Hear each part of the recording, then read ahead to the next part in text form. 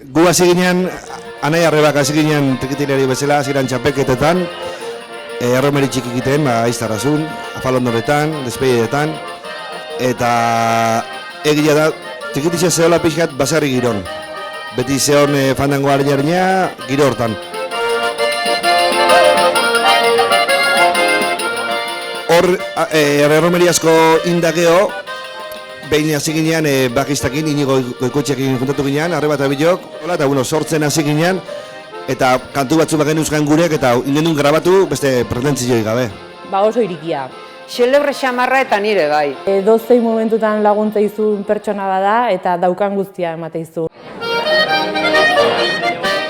Grabatu gendun norkori 84an, eta 2000 batetan 2000 ale salduko nituen, 2000 zinta saldu zian. Eta diskoa grabatu gendunen, hasi ginean talde guztiakin, hirurok, soinua, panderua, bajua, gitarra, bateria.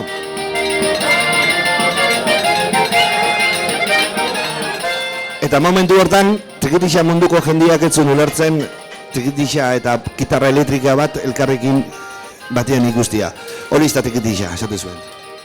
Ba, nik trikitixa aukeratu nuen ere Aitonagatik, Aitona Esteban, aman aldekoa. Aserrek esan zitean jota, ez altzea animatzen trikitixakin.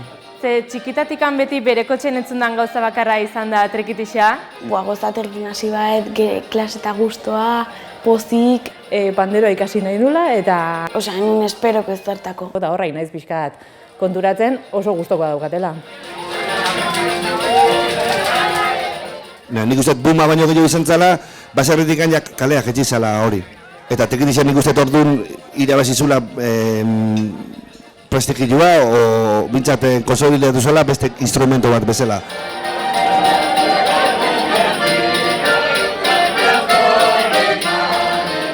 Trikitixa mundu nitzeite zen, o udaberriai buruz, o kopla zarrak, eta gero guk aparte beti kezkatu izan gaitu hemengo egoerak, da nire kezka izan da politika, o hemen politikan gertatzen ziren gauzak.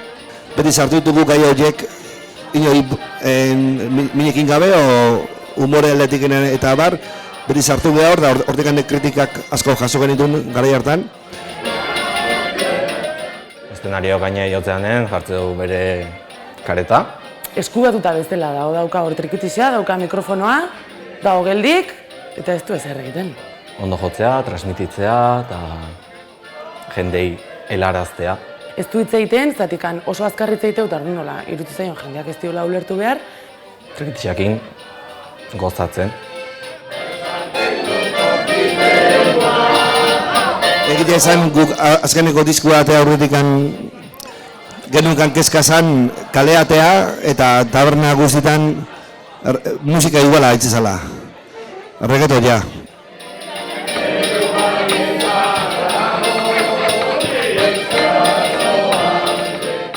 Eta gaur egungo gaztiak euskal musika aitzez baldin mahu, eta reggaeton jo bakarrik aitze baldin mahu, musikok bihurtzeianen goz ze sortuko guen.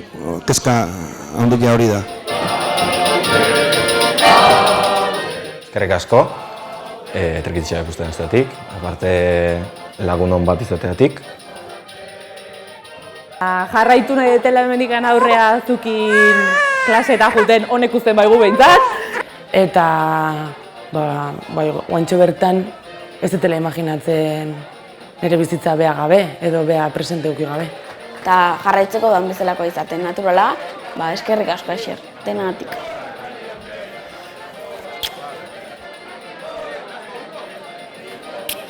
Aier zuretzako.